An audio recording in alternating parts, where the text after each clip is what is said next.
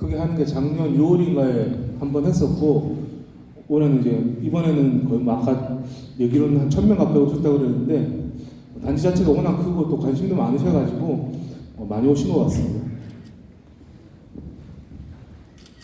지금 이제 그 특별법이 작년 12월 8일 날 통과가 됐고요. 입법 예고를 통해서 지금 올해 4월 27일 날 특별법이 시행될 예정입니다. 그리고 1월 말에 시행령에 대한 부분도 입법 예고를 해서 이제 그 특별법 시행되고 난 다음에 시행령도 이제 시행될 것입니다. 현재 이제 국토교통부에서는 또 기본 정비 방침이라고 하는 정비 사업을 위한 가이드라인을 지금 작업하고 있고요. 또 그거하고 맞물려 가지고 선도지구 세부 평가 항목들을 지금 만들어가고 있습니다. 그래서 국토부 장관님께서 5월달에 세부 평가 항목에 대해서 발표하겠다라고 하셨고, 또 이제 실질적으로는 그렇게 발표가 되면 6월이나 7월 정도에 성남시에서 선도지구 신청 공고를 아마 내릴 것 같습니다. 그래서 그때 이제 뭐 동의서 양식도 나갈 거고 여러 가지 이제 공모 지침 형태로 나갈 예정이고요. 그래서 한 2개월 정도 시간을 주고 접수를 받을 예정입니다. 그러면 그 과정에서 그 시범단지가 만약에 선도지구에 도전한다고 하시면 동의서를 이제 받으셔야 되고, 또 선도지구 신청을 위한 정비 계획서를 또 만드셔서 그것도 같이 제출하셔야 됩니다. 그래서 뭐 6월이나 7월에 이제 신청 공고가 나면 그때부터 준비하셔도 충분히 될 거라고 보이고요. 그리고 5월에 선도지구 평가 항목이 구체적으로 나오게 되면 아마 그 선도지구의 어떤 여러 가지 그런 부분들을 잘 판단하셔서 내부적으로 우리 지역이 선도지구로 가야 되겠다, 가야 되지 않아야 되겠다, 이런 것들을 다 판단하실 수 있는 그런 시기가 올 것입니다. 그리고 지금 주민분들이 제일 궁금해하시는 조합원 분담금, 그러니까는 재건축하면 좋은데 과연 우리가 분담금을 얼마나 내야 되는지, 돌려받을 수 있는지 이런 부분들이 제일 궁금해하실 텐데요. 그런 부분들에 대해서는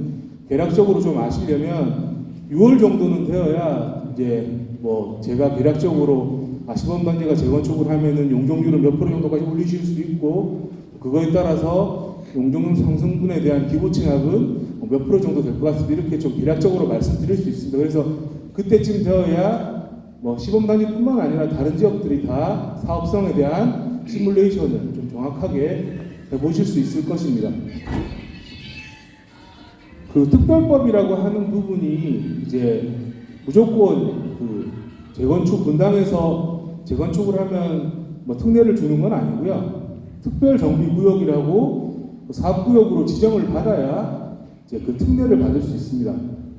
현재 특별법 제11조 1항에 나와 있는 특별정비구역의 그 지정 조건에서 보면 원칙적으로 25m 도로로 이렇게 이상 구획된 블록들은 따로 가는 것이 원칙입니다. 그래서 시범단지가 굉장히 크잖아요. 4개 단지 다 합치면 한 7,800세대 되는 걸로 알고 있는데, 지금 법에서 얘기하는 기준으로 보면 앞에 있는 삼성 한양 쪽 2개 단지하고 또 뒤에 있는 우성 현대가 각각 2개 단지씩 갈 수 있는 게 지금 법에서 만든 기준으로는 그렇습니다. 다만 주민분들이 이렇게 통합에 대한 부분들이 잘 논의가 돼서 같이 가는 것으로 결정이 되면 4개 단지가 하나로 가는 거에 대해서는 다 수용할 수 있기 때문에 그런 부분들은 2개로 가든지 4개가 하나로 가든지 이런 것들은 주민분들이 결정하셔야 되는 부분이고 국토부나 성남시에서 전혀 관여할 수 있는 부분은 아닙니다.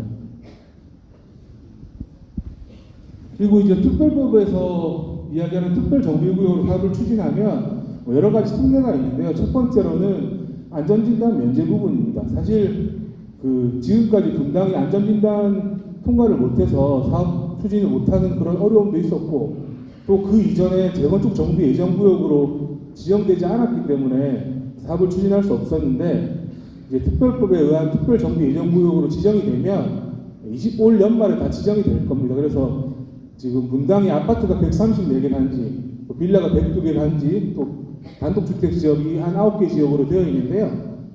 지금 분위기로는 아파트하고 빌라는 다 재건축하고 싶어 하십니다. 그래서 어떤 형태로든 다 그 특정 아파트들은 지리적 여건 때문에 한 개 단지가 특별정부 예정구역으로 지정되는 단지도 있지만 대부분 최소 2개 이상 이렇게 묶어가지고 그 특별정부 예정구역으로 지정이 될 거고요.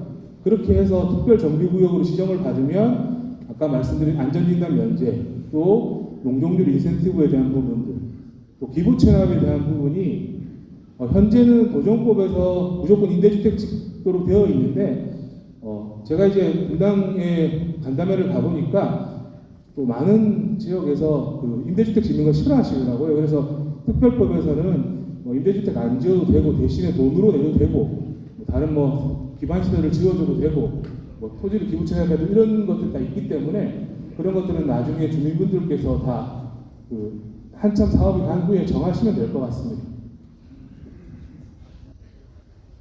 그리고 이제 통합심의라고 하는 현재 이제 그 도정법에서 추진하는 어떤 재건축 사업 절차에서는 조합 방식으로 가는 경우에 조합 설립하고 그 사업 시행 인가 전에 건축기획 심의를 받아야 되는데요. 지금 현재는 다 그 개별 심의를 받아야 됩니다. 그래서 이게 이제 한 시간이 굉장히 많이 걸리는데 특별법으로 하게 되면은 이걸 통합 심의하는 걸로 해가지고 6개월을 단축시켜 주겠다라고 하는 게 지금 법의 취지입니다.